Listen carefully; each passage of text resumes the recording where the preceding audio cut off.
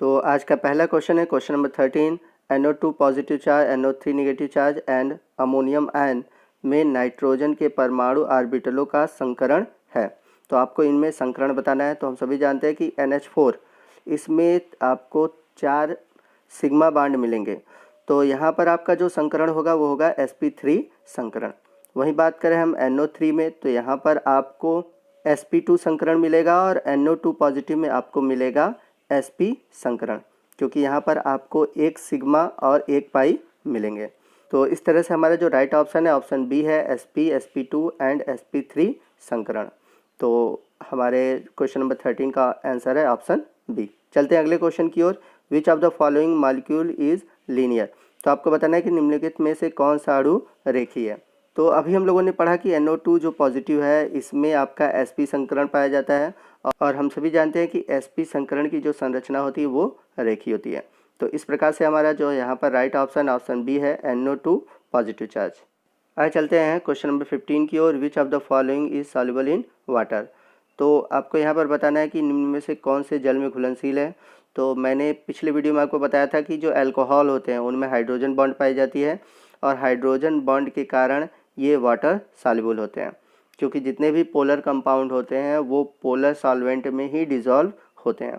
तो जैसा कि हम सभी जानते हैं अल्कोहल, शराब, तो जैसे एथिल अल्कोहल है, तो ये सभी क्या होते हैं, वाटर सॉल्युबल होते हैं। चलते हैं अगले क्वेश्चन की। क्वेश्चन नंबर 16 है, निम्न में से किसका बंध कोण सबसे अधिक है।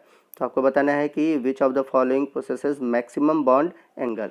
तो हम सभी जानते हैं कि जो बॉन्ड एंगल है वो डिपेंड करता है लोन पेयर ऑफ इलेक्ट्रॉन पर। लोन पेयर ऑफ इलेक्ट्रॉन जितना अधिक होगा बॉन्ड एंगल उतना ही कम होता है। अब यदि लोन पेयर ऑफ इलेक्ट्रॉन बराबर हो तब क्या होता है, तब वहाँ पर दूसरा फैक्टर काम करता है, और वो फैक्टर होता है इलेक्ट्रोनेगेटिविटी की। तो इलेक्ट्रोनेगेटिविटी जितनी अधिक होगी वहाँ पर बॉन्ड एंगल क्या हो जाएगा, कम हो जाएगा। तो हमारे जो ऑप्शन है ऑप्शन सी और डी, इसमें केवल एक लोन पेयर ऑफ इलेक्ट्रॉन है, तो यहाँ पर पॉसिबल नहीं है, बॉन्ड एंगल कम होंगे। अब बात करते हैं ऊपर के ऑप्शन की, मतलब वाटर, H2O और H2S में।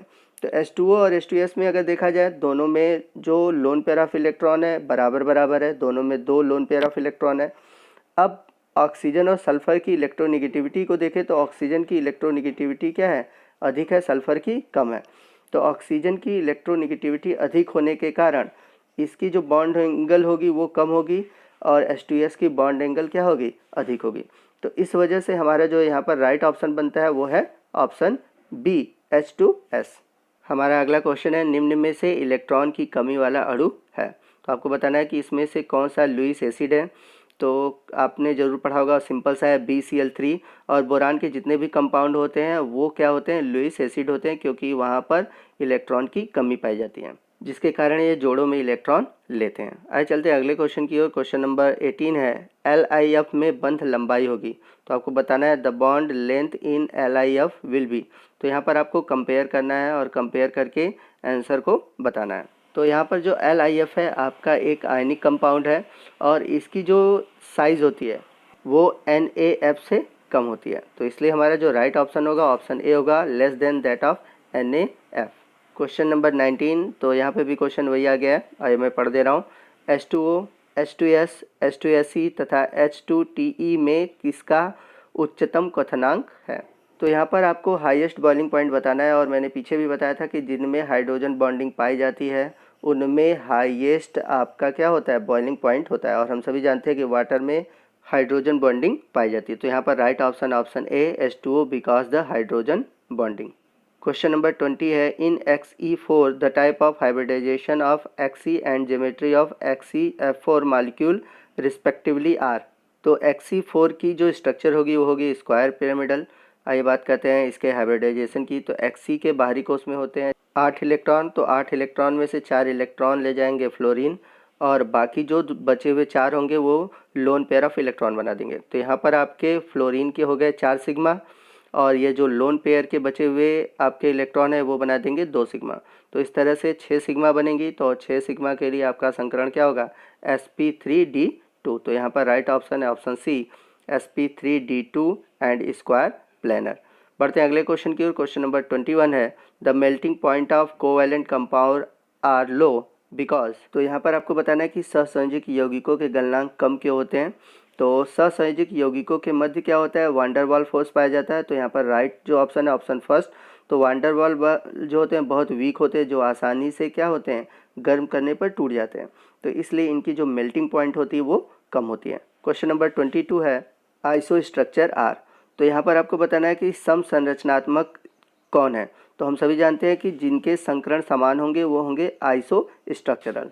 तो यहाँ पर हमारा जो राइट ऑप्शन होगा ऑप्शन ए होगा, क्योंकि यहाँ पे जो संकरण आएगा यानी कि जो हाइब्रिडाइजेशन आएगा वो सेम होगा।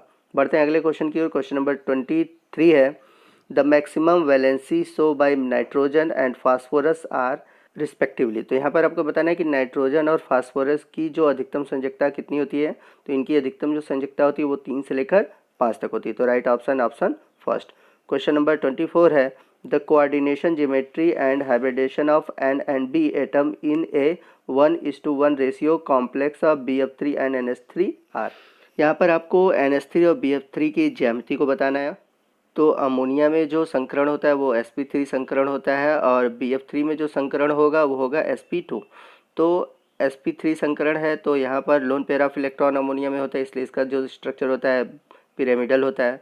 और BF3 का जो स्ट्रक्चर होगा वो प्लेनर होगा। तो यहाँ पर राइट ऑप्शन बनेगा ऑप्शन सी, क्योंकि अमोनिया में एक लोन पेयर है और जो BF3 है उसमें लोन पेयर ऑफ इलेक्ट्रॉन नहीं है। क्वेश्चन नंबर 25 है निम्न में से कौन सा संकरण विषम तलीय संकरण उत्पन्न करता है। तो आपको बताना है कि which of the following hybridisation give non planar hybridisation. तो यहाँ पर जो राइट ऑप्शन ऑप्शन ए है sp3, क्योंकि sp3 संकरण में नॉन प्लेनर हाइब्रिडाइजेशन होता है। बाकी जितने भी आपको ऑप्शन दिख रहे हैं उसमें कहीं ना कहीं नॉन प्लेनर हाइब्रिडाइजेशन आपको मिलता है। तो यहाँ पर जो राइट ऑप्शन बनता है ऑप्शन ए। बढ़ते अगले क्वेश्चन की ओर। क्वेश्चन नंबर 26 है निम्न में कौन सा अणु चुंबकीय है, यानी कि which of the following molecule is the paramagnetic. तो हम सभी जानते हैं कि जिनमें अनपेयर्ड इलेक्ट्रॉन होते हैं वो पैरामैग्नेटिक होते हैं और जिनमें पेयर्ड इलेक्ट्रॉन होते हैं वो डायमैग्नेटिक होते हैं। तो यहाँ पर O2 negative charge right option है, क्योंकि 8 दूनी 16 इलेक्ट्रॉन ये हो गया और एक माइनस का ले लेंगे तो 17, तो एक अनपेयर्ड इलेक्ट्रॉन हो गया, इसलिए राइट ऑप्शन है हमारा ऑप्शन ए। बढ़ते हैं अगले क्वेश्चन की। क्वेश्चन नंबर 27 है variable valency are shown by. आपको बताना है कि परिवर्तित संयोजकता प्रकट करते हैं। तो कौन प्रकट करता है वेरिएबल वैलेंसी, जैसे कि अगर हम बात करें जितने भी संक्रमण तत्व है यानी कि ट्रांसिएशन एलिमेंट्स, वो परिवर्तित संयोजकता प्रदर्शित करते हैं। जैसे कि आयरन के ले लें तो आयरन में 2 पॉजिटिव चार्ज और 3 पॉजिटिव चार्ज दोनों तरह के वैलेंसी को रिप्रेजेंट करता है। क्वेश्चन नंबर 28 है टेट्रासाइनोएथिलीन में कितने सिग्मा तथा पाई बंद है। तो सिंपल सा क्वेश्चन, अगर आपको सिग्मा पाई बॉन्ड निकालने आता है तो आप इजीली इस क्वेश्चन को सॉल्व कर सकते हैं। हम सभी जानते हैं कि जहाँ पर ट्रिपल बॉन्ड होता है वहाँ पर 1 सिग्मा 2 पाई होता है, डबल बॉन्ड में 1 पाई 1 सिग्मा होता है। तो अगर हम इसको काउंट करें जैसे कि CN के बीच ट्रिपल बॉन्ड है तो यहाँ पर 2 पाई होगा। तो पहले हम पाई बॉन्ड को काउंट कर लेते हैं, उसके बाद हम क्या करेंगे सिग्मा बॉन्ड को काउंट करेंगे। तो यहाँ पर CN में 2, यहाँ पर 2, यहाँ पर 2, यहाँ पर 2 और यहाँ पर डबल बॉन्ड है तो एक टोटल 9 पाई हो गए। अब आइए सिग्मा बॉन्ड देख लेते हैं। तो ट्रिपल बॉन्ड में 1 सिग्मा, यहाँ पर 1 सिग्मा 2, फिर यहाँ पर 3, 4, 5, 6, 7, 8, 9। तो इस तरह से 9 सिग्मा और 9 पाई हैं। तो यहाँ पर हमारा जो राइट ऑप्शन बनता है ऑप्शन ए है 9 सिग्मा एंड 9 पाई। तो जिसको ये पता नहीं है वो कहीं नोट कर ले कि कैसे हम निकालते हैं। तो डबल बॉन्ड में 1 सिग्मा 1 पाई, याद रखिएगा कि डबल बॉन्ड में 1 सिग्मा होता है 1 पाई होता है। ट्रिपल बॉन्ड में आपका 1 सिग्मा 2 पाई होता है। आगे चलते हैं अगले क्वेश्चन की ओर। क्वेश्चन नंबर 29 है विच of the following molecule species has unpaired electron. तो आपको बताना है कि निम्न में से किस अणु प्रजाति में अयुग्मित इलेक्ट्रॉन है। तो अभी हम लोगों ने ऊपर यही क्वेश्चन इसी तरह का सॉल्व किया है। तो यहाँ पर राइट ऑप्शन होगा ऑप्शन सी, क्योंकि यहाँ पर 17 इलेक्ट्रॉन है, 8 8 16 और एक 17, तो एक अनपेयर्ड इलेक्ट्रॉन है। क्वेश्चन नंबर 13 है निम्न में से किस में उप सहसंयोजक बंध नहीं है। तो आपको बताना है कि which of the following does not contain coordinate bond. तो यहाँ पर इस क्वेश्चन का आंसर आप हमें बताएंगे, आप हमें कमेंट बॉक्स में जाकर इस क्वेश्चन का आंसर बताएंगे। मैं देखना चाहता हूँ कि आप कितने कंसंट्रेशन के साथ हमारे वीडियो को देखते हैं। तो आज का वीडियो आपको कैसा लगा आप नीचे ज़रूर हमें कमेंट बॉक्स में बताइएगा। अगर वीडियो अच्छा लगा तो वीडियो को जरूर लाइक कीजिएगा। कोई भी डाउट हो आप हमसे कमेंट करके पूछ सकते हैं। मिलते हैं अगले पार्ट में, और अगले पार्ट में हम केमिकल बॉन्डिंग से जुड़े हुए जितने भी क्वेश्चन है वो सभी सॉल्व करेंगे।